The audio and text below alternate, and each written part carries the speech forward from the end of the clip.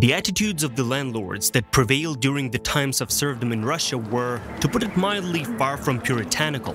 Considering the serfs to be a simple property, many gentlemen allowed themselves to do whatever they wanted. For one example, exchanging the peasants for some fancy folderol or purebred puppy.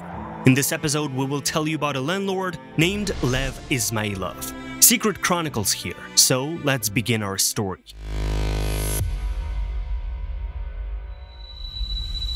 The warpath of the tyrant landowner Izmailov. In this course, the rich landowner Lev Dmitrovich Izmailov shines like a bloody star. The owner of a huge estate of 10,000 people which brought in 300,000 income per year, Izmailov did not show his own inner tyranny until a certain point. At first he served the nation, and without a question, he served it in a valiant manner. The man participated in the Russian-Swedish War, receiving the Order of St. George of the 4th degree for courage. Then he fought against the Polish Confederates, and during the war with Napoleon he commanded the Ryazan militia, which played a role in the famous foreign campaign. For courage and bravery, once again he was awarded the Order of St. Anna of the 1st degree, St. Vladimir of the 2nd degree, and the prestigious rank of Lieutenant General. And after his feats, tired of military affairs, the combat officer returned to his homeland. It should be noted here that ugly branches somehow appeared too often in the Izmailov family. Back in 1633, during the siege of Smolensk by the Poles, Vasily and Semyon Izmailov distinguished themselves, who incited the soldiers of the Russian side to go over to the side of the Poles. "Our Muscovite tsardom will not be able to fight against the Polish king!" For treason and insult to Tsar Mikhail Fedorovich, both prime troublemakers were executed. But the cause of the traitors was not lost. Their descendant, Lev Dmitrovich, did not betray his homeland, but he betrayed his honor. Dogs are better than humans. Izmailov's main passion was hunting. Therefore, it contained, even by those standards, a humongous kennel. According to some documents, the number of dogs reached 700. At the same time, each dog lived in a separate house, where cleaning was carried out on a daily basis.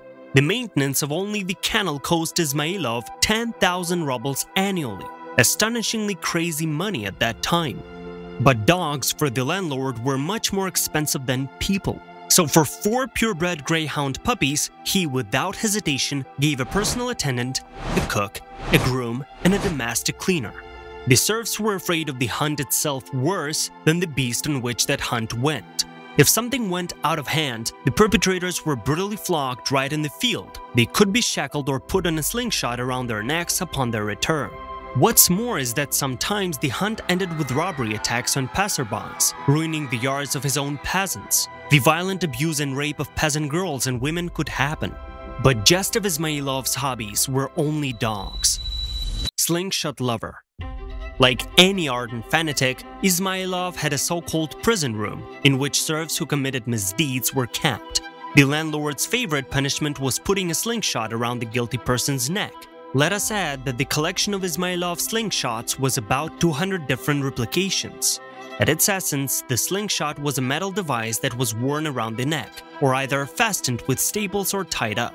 Depending on the degree of misconduct, Izmailov also determined the duration of wearing a particular slingshot.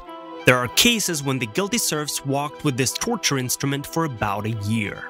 Besides, for the slightest offense, the poor serfs were shackled or whipped with rods. At the same time, if the landlord did not like how the executor whipped, then the executioner was laid after the peasant and another executioner was already the one who was whipping. According to the memoirs of contemporaries, Izmailov's estates had the highest mortality rate among serfs. Only a few lived to old age. Lover of young flesh. Even before the outbreak of the War of 1812 with Napoleon, where Izmailov, which should be brought to light, distinguished himself, the landowner was drawn to carnal pleasures. It got to the point that the Emperor Alexander I himself sent a decree to Governor Ivanov on March 23, 1801. It has come to my attention that retired Major General Lev Izmailov leads a dissolute and open life to all wickedness, brings to his lust the most shameful and oppressive sacrifices for the peasants. And the emperor indeed had reason to be bothered. Izmailov loved to arrange drinking parties to which sightly girls, dancers and singers gathered especially in the villages. All the peasants around knew that the girls would be raped further on, so the appearance of the boat was considered a sign of trouble. As follows, in the summer of 1801, there were not enough girls for all the guests, so Ismailov ordered the servant to assemble another boat. He quickly went to the village of Kashino, but bad luck came out. The peasant Denisov refused to give up his daughter for the so-called party with predictable ending, at the same time cushioning the face of a servant. The reverse aggression followed forthright. The hut of Evdokim Denisov was immediately swept over the logs. Then the servants of Ismailov piled straw from the hut in the street into 2 litters, lit them, and between the burning fires they put the old man Denisov and the old woman, his wife, and cruelly whipped them with whips. In addition, Ismailov ordered the flogging of the inhabitants of the village of Kashino, every 3rd of the men and every 10th of the women.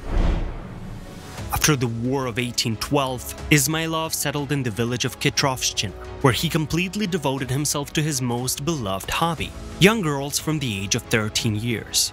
For his dearest guests, the landowner supplied dessert for the table, as a literal dessert. For significant guests, innocent ones were chosen, even if they were 12 years old.